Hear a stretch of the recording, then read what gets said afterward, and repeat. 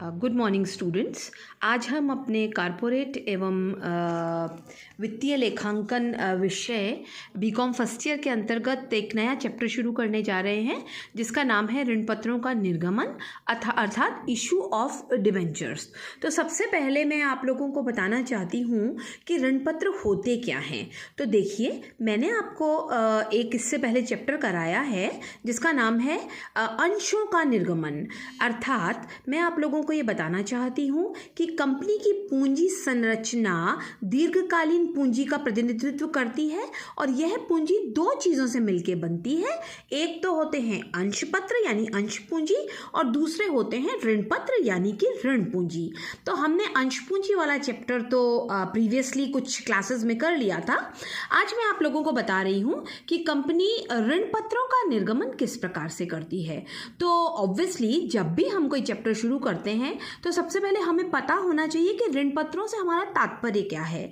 तो देखिए बच्चों, कंपनी अधिनियम 2013 की धारा 2 सब सेक्शन 30 के अनुसार ऋण पत्रों के अंतर्गत ऋण पत्र, स्कंद, बॉन्ड तथा ऋण के प्रमाण पत्र के रूप में कंपनी की अन्य प्रतिभूतियां सम्मिलित होती हैं।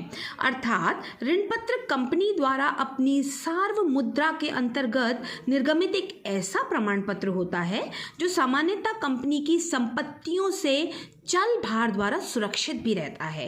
अर्थात ऋण पत्रधारियों को एक निश्चित प्रतिशत पे ब्याज तो मिलता ही है, परंतु यदि कभी कंपनी उन ऋण पत्रधारियों का शोधन करने के सक्षम नहीं होती है तो ऐसी कंडीशन में ऋण पत्रधारियों को कंपनी की संपत्तियां बेचकर अपना पैसा प्राप्त करने का अधिकार होता है।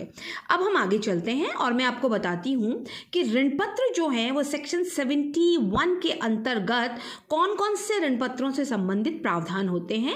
तो देखिए, सबसे पहले एक कंपनी ऋण पत्र को एक विकल्प के साथ निर्गमित करती है।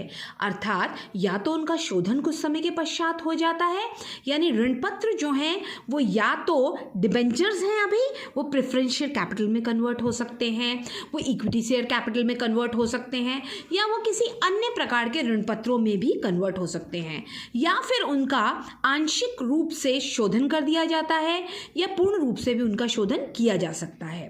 अगला पॉइंट है, कोई भी कंपनी ऐसे ऋण पत्रों का निर्गमन नहीं कर सकती जो उन्हें वोट देने का अधिकार देते हों, क्योंकि ऋण पत्रधारी, आपको नाम से ही पता चल रहा है कि ऋण देते हैं कंपनीज को, यानी वो कंपनी के मालिक नहीं हो जाते, जबकि अंश पूंजीधारी जो होते हैं वो कंपनी के मोर और लेस मालिक होते हैं। So they have the option to give vote to the company, but debenture holders do not get this right.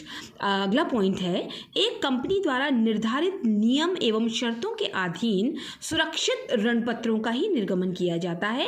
यानी ये जरूरी है क्योंकि because they are giving us loan, because हमारा क्या नाम है, डिबेंचर यानी ऋण पत्र, यानी वो हमें ऋण दे रहे हैं। सो ये नेसेसरी है कि उनको हम सुरक्षित करें किसी भी शर्त के अधीन। अगला पॉइंट है, जहां कंपनी ने इस धारा के अंतर्गत ऋण पत्रों का निर्गमन किया है तो कंपनी को लाभांश वितरण हेतु उपलब्ध लाभों में से ऋण पत्र शोधन संचय खाता बनाना आवश्यक होता है, क्योंकि तभी तो डिबेंचर होल्डर्स जो हैं उनको गारंटी रहेगी कि लाभों को देने से पहले उनका पैसा सुरक्षित किया जा रहा है, उनके शेयर्स सुरक्षित किए जा रहे हैं और डिबेंचर रिडम्पशन रिजर्व अकाउंट को अन्यत्र कहीं और प्रयोग में नहीं लिया जाएगा, केवल ऋण पत्रों के शोधन के टाइम ही प्रयोग में लिया जाएगा। अगला पॉइंट है, ऋण पत्र प्रन्यासी ऋण पत्रधारियों के हितों की सुरक्षा करता है। एक ऋण पत्र कंपनी को एक ऋण पत्र प्रन्यासी बनाना पड़ता है जो कि उनके हितों की सुरक्षा करता है, आवश्यक कार्यवाहियां करता है।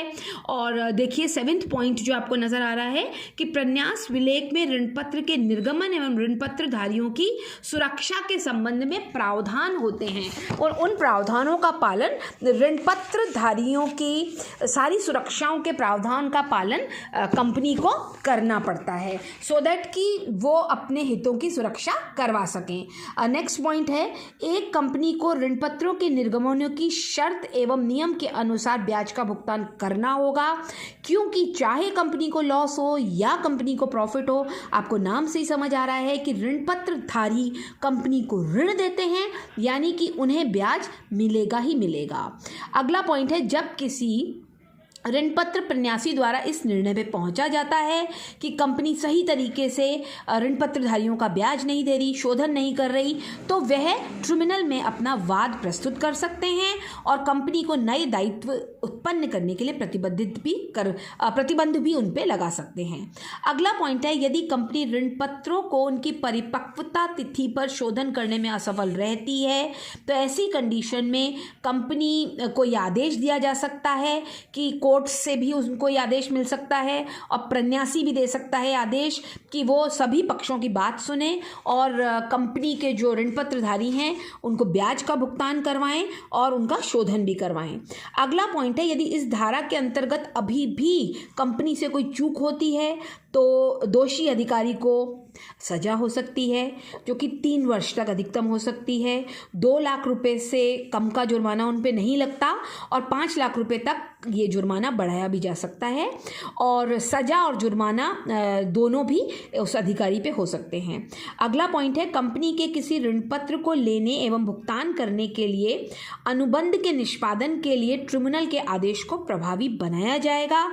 ट्रिब्यूनल जो आदेश देगा उसकी पालना कंपनी को करनी पड़ेगी।